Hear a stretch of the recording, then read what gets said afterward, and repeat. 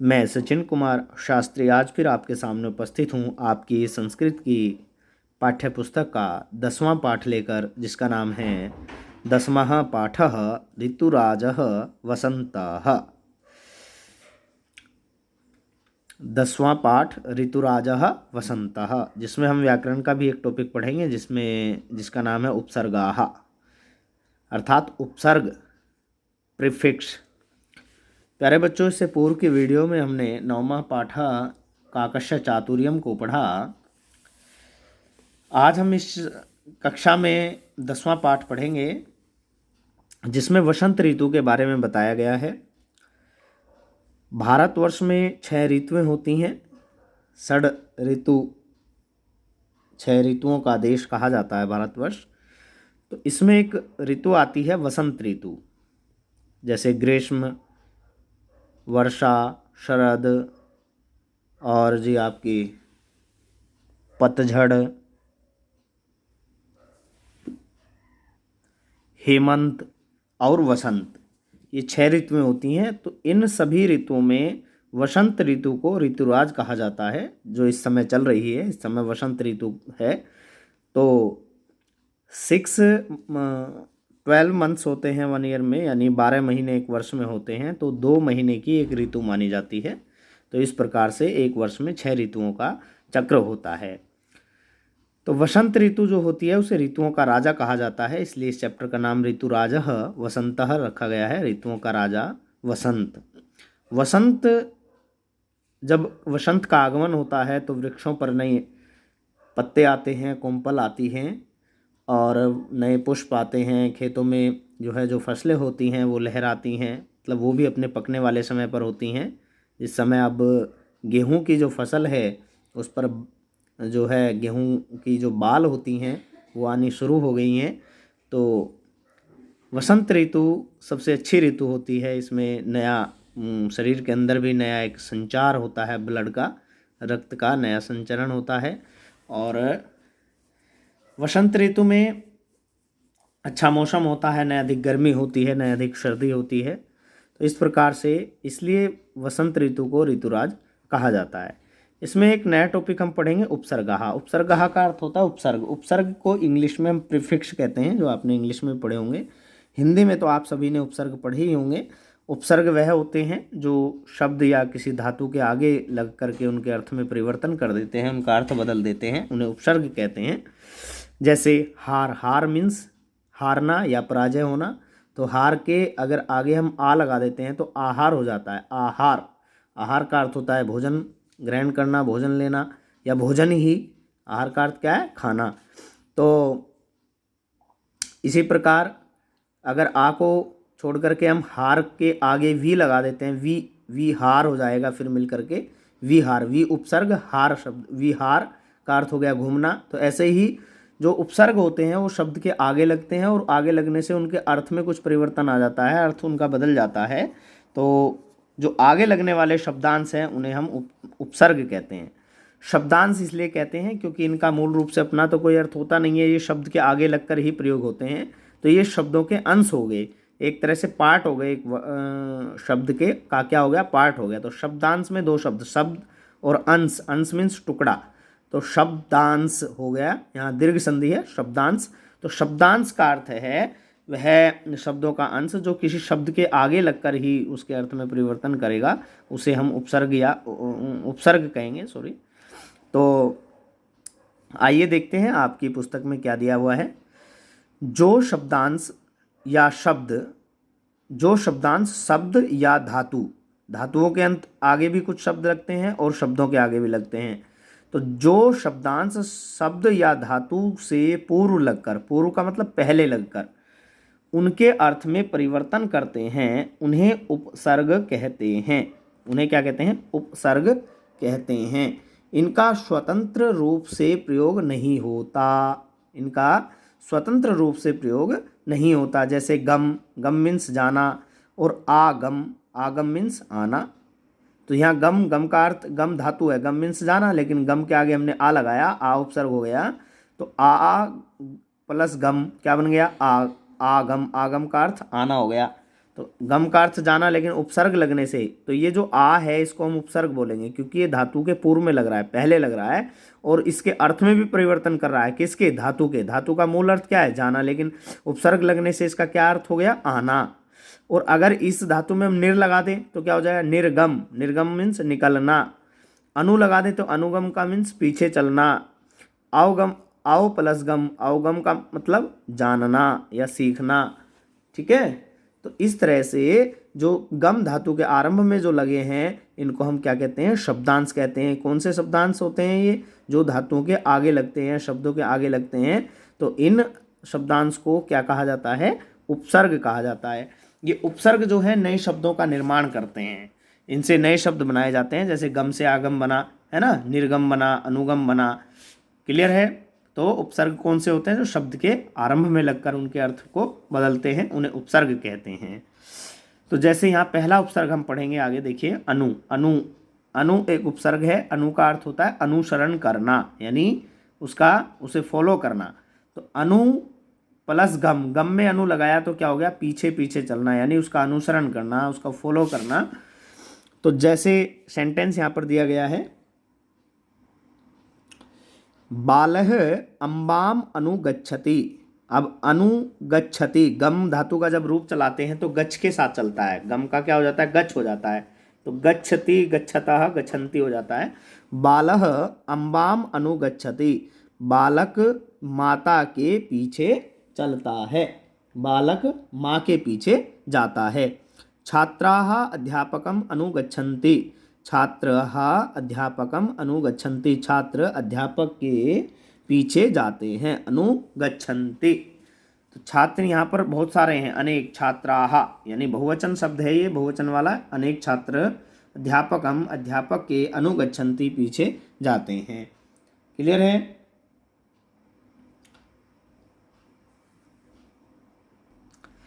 अब इधर आ जाइए। अनु, अनु में हम क्री मिलाएं। क्री मीन्स करना, अनुक्री यानी कि अनुक्री का मतलब नकल करना, अनुकरण करना, उसकी तरह अनुकरण करना, उसकी तरह नकल करना। तो जैसे क्री मीन्स करना होता है, अनु लगाने से क्या हो जाएगा? देखिए जब हम रूप चलाएंगे तो क्री, जैसे क्री का रूप चलता है करोति, कुरुताः, कुर्वन्ति, ऐसे ही अनु लगाने से अनुकरोति, अनुकुरुताः, अनुकुर्वन्ति, ऐसे हो जाएगा। तो यहाँ वाक्य है, देखिए, पुत्रः जनकम् अनुकरोति, पुत्रः जनकम् अनुकरोति। पुत्रः जनकम् अनुकरोति का क्या अर्थ हो गया? कि पुत्र पिता का, जनकम् मीन्स पिता का, अनुकरोति अनुकरण करता है, पुत्र पिता का अनुकरण करता है। आगे देखिए, वानरः बालकम् अनुकरोति, वानरः बंदर, बालकम् बालक का, अनुकरोति अनुकरण करता है। क्लियर है? यानी बंदर बालक की नकल करता है। यहाँ पर आप ऐसे बोल सकते हैं, यहाँ पर ऊपर वाले में बोल सकते हैं कि पुत्र पिता की नकल करता है, बंदर बालक की नकल करता है। ये इसका हो गया। ये लट लकार के सेंटेंस हैं। आगे देखते हैं, अनु के कुछ और उदाहरण हम पढ़ेंगे। देखिए, अनु प्लस भू, अनुभू। तो अनुभू का मतलब हो गया अनुभव। तो जब हम भू धातु का अर्थ होता है होना, भू का अर्थ होता है होना, और भू के आगे अनु लग गया तो क्या हो जाएगा? अनुभव करना। क्लियर है? तो भू धातु का जब हम लट लकार में रूप चलाते हैं तो भवती, भवतः, भवन्ति होता है। भवती, भवतः, भवन्ति, भवसी, भवतः, भवत, भवामि, भवाव, भवामः, इस प्रकार से। तो अनु के साथ अनु लगने से तो फिर ऐसे हो जाएगा अनुभवती, अनुभवतः, अनुभवन्ति, है ना।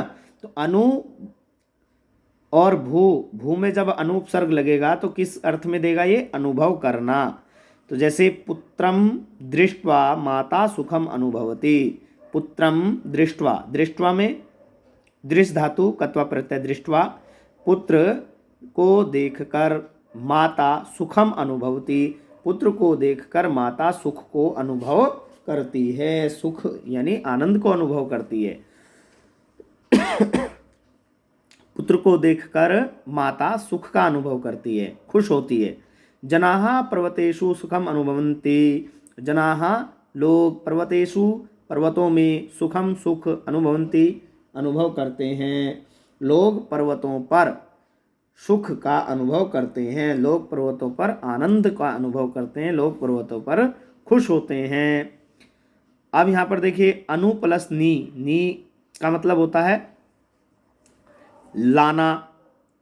तो नी एक धातु है, नी के आगे अनु लगा हुआ है, तो अनु प्लस नी, अनु क्या है, उपसर्ग है। तो अनु से अनु और नी को मिलाकर के क्या हो जाएगा, अनुनय करना यानी विनती करना। तो अनुनय करना, तो नी का जब वो चलेगा तो नयति नयतः नयंती होता है, तो नी में अनु लगा देंगे तो अनुनयति अनुनयतः अनुनयंती, इस प्रकार से रूप चलेगा इसका।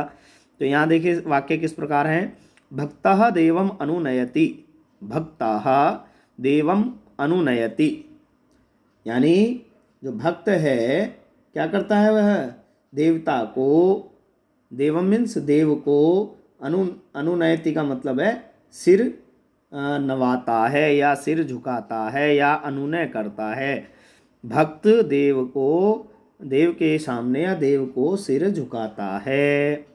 चौरः सैनिकम अनुनयति, चौरः चोर, सैनिकम सैनिक को, अनुनयति यानी आगे झुकता है या सिर झुकाता है। तो चोर सैनिक के आगे झुकता है, भक्त देव के आगे झुकता है, चोर सैनिक के आगे झुकता है।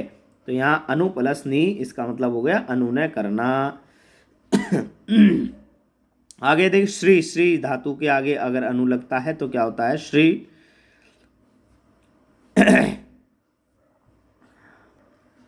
श्री का अर्थ होता है जाना या प्रगति करना।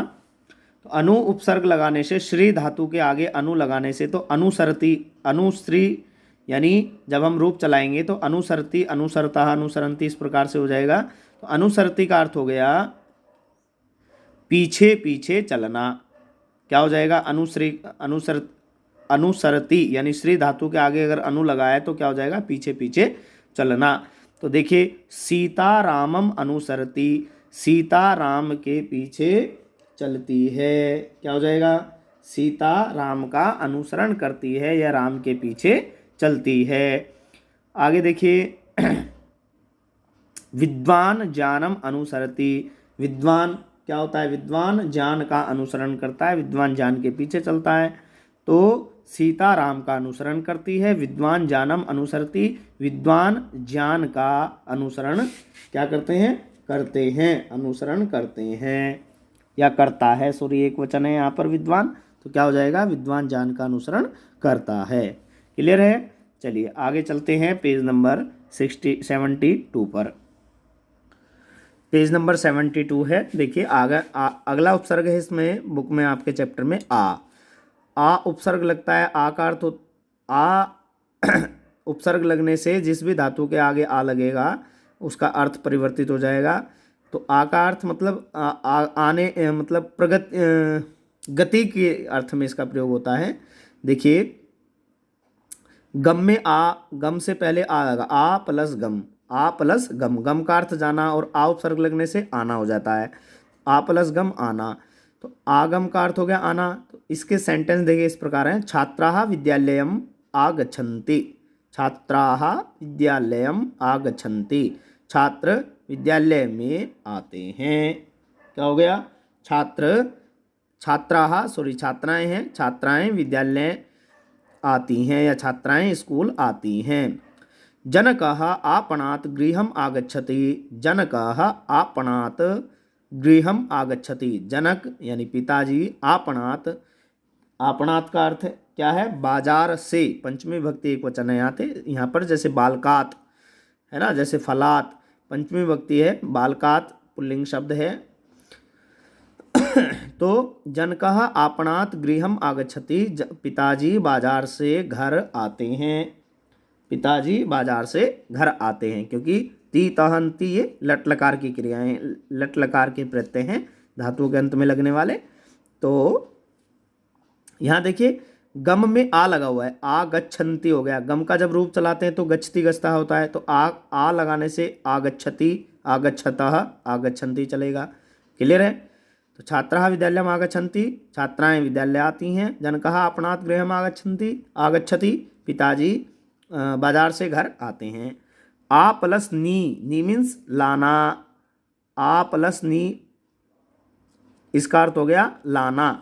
तो माता पुत्राय जलम आनयति, नी का जो चलता है रूप नयति नयतः, इस प्रकार से। तो आ लगाने से आनयति आनयतः आनयन्ति इस प्रकार हो जाएगा। माता पुत्राय जलम आनयति, माता पुत्राय, पुत्राय का अर्थ है चतुर्थी विभक्ति एक वचन, बालकाय जिस प्रकार से रामाय, तो पुत्राय पुत्र के लिए, जल आनयति लाती है, माता पुत्र के लिए जल लाती है। सूर्य प्रकाशम आनयति, सूर्य प्रकाशम आनयति, सूर्य प्रकाश लाता है, सूर्य प्रकाश लाता है। अब देखिए यहाँ दूसरा उपसर्ग है उत, उत का अर्थ होता है उठने के, उसमें ऊपर उत प्लस स्था, स्था धातु है, उत उपसर्ग लग गया तो क्या हो गया उत्स्था। तो इस जो ये स्था धातु है इसका अर्थ जब रूप चलते हैं तो तिष्ठ के साथ चलता है, तिष्ठति तिष्ठता तिष्ठन्ति। स्था का रूप परिवर्तित होकर के जब रूप चलाते हैं, जैसे गम का रूप परिवर्तित हो जाता है, गच्छति गच्छता गच्छन्ति, इस प्रकार से रूप चलता है धातु रूप। तो ऐसे ही स्था का धातु रूप, स्था का मतलब उठना, तो स्था का धातु रूप हो गया, ये भी गति के अर्थ में है। तो स्था का जब रूप चलेगा तो तिष्ठति तिष्ठतः तिष्ठन्ति इस प्रकार चलेगा। तो उत उपसर्ग लगने से उत्तिष्ठति उत्तिष्ठता उत्तिष्ठन्ति चल जाएगा, ये धातु रूप हो जाएगा लट लकार का। तो इसका अर्थ हो गया देखिए उत प्लस स्था क्या हो जाएगा, रमा अध्यापिकाम दृष्ट्वा उत्तिष्ठति, रमा अध्यापिकाम, रमा अध्यापिका को दृष्ट्वा देखकर, दृश्य धातु कत्वा प्रत्यय, दृष्ट्वा देखकर, उत्तिष्ठति उठती है, रमा अध्यापिका को देखकर खड़ी होती है या उठ जाती है। लोलुपः धनम दृष्ट्वा उत्तिष्ठति, लोलुपः मीन्स क्या हो गया लोभी या लालची, धनम धन को दृष्ट्वा देखकर उत्तिष्ठति उठता है खड़ा होता है। लोभी व्यक्ति या लोभी धन को देखकर क्या होता है खड़ा होता है उठ जाता है। अब यहाँ पर देखिए ये तो उत प्लस स्था का हो गया, यहाँ पर उत प्लस पथ, पथ मीन्स होता है गिरना, पतति पत्ता पतंती ऐसे चलता है इसका रूप। तो उत में पथ में उत प्रत्यय लगाने से हो जाता है उड़ना, उत्पथ का अर्थ हो गया उड़ना। तो जब इसका रूप चलता है जैसे पतति पतता पतंती चलेगा, ऐसे ही उत्पतति उत्पतता उत्पतंती हो जाएगा। तो देखिए वाक्य देखिए, वायुयानम आकाशे उत्पतति, वायुयानम आकाशे उत्पतति, यानी वायुयान अर्थात जो हवाई जहाज है आकाशे आकाश में उड़ता है, वायुयान आकाश में उड़ता है। आकाशे खगाः उत्पतन्ति, और जो पक्षी हैं वो आकाशे मतलब आकाश में, खगाः मीन्स पक्षी, उत्पतन्ति माने उड़ते हैं। हवाई जहाज आकाश में उड़ता है, आकाश में पक्षी उड़ते हैं। तो इसको आप ऐसे भी बोल सकते हैं पक्षी आकाश में उड़ते हैं। क्लियर हो गया, उत्पतन्ति का अर्थ उड़ते हैं। चलिए आगे देखिए, नेक्स्ट उपसर्ग है देखिए अव, अव उपसर्ग लगता है धातु के अंत में आरंभ में, तो क्या क्या अर्थ हो जाता है देखिए। त्रि का अर्थ होता है तैरना, त्रि का अर्थ तैरना, और जब रूप चलाते हैं तो तर के साथ लगते हैं तीतंती, तरती तरता तरंती ऐसे हो जाता है। त्रि का अर्थ तैरना। तो अब अव प्लस त्रि, अवत्रि, अवत्रि, तो इसका अर्थ हो गया उतरना। अव उपसर्ग लगने से त्रि का अर्थ परिवर्तित हो गया, क्या हो गया उतरना। तो वाक्य देखिए, वायुयानम धरायाम अवतरती, वायुयानम मीन्स हवाई जहाज, धरायाम धरती पर, धरायाम धरती पर, अवतरती उतरता है। वायुयानम धरायाम अवतरती, हवाई जहाज धरती पर उतरता है। क्लियर है। आगे देखिए, चंद्र किरणाः आकाशात अवतरन्ति, चंद्र किरणाः माने चंद्रमा की किरणें, आकाशात आकाश से, अवतरन्ति उतरती हैं। चंद्र किरणाः यानी चंद्रमा की किरणें आकाशात आकाश से अवतरन्ति उतरती हैं। क्लियर हो गया। हमने ये छोड़ दिया था, अभी इसको पढ़ते हैं देखिए। उत प्लस ह्री, उत प्लस ह्री उद्धार करना। ह्री का अर्थ होता है अपहरण करना।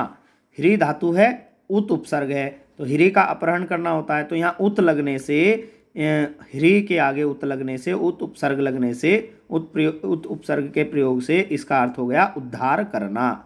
उत्थ्री का अर्थ हो गया उद्धार करना। तो जब उत में ह्री मिलेगा और तीतः अंति का प्रयोग हो जाएगा तो उद्धरति, उद्धरता, उद्धरंती, इस प्रकार से इसका रूप चलेगा।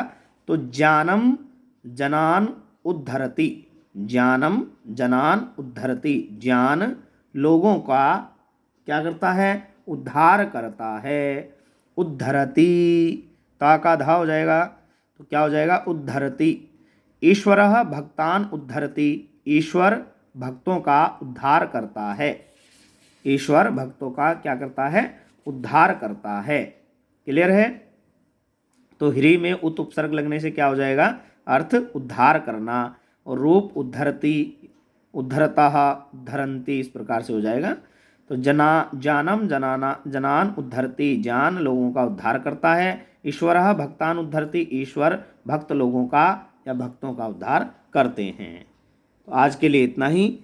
कल फिर हम इस चैप्टर को नेक्स्ट वीडियो में पढ़ेंगे। आप सभी का धन्यवाद।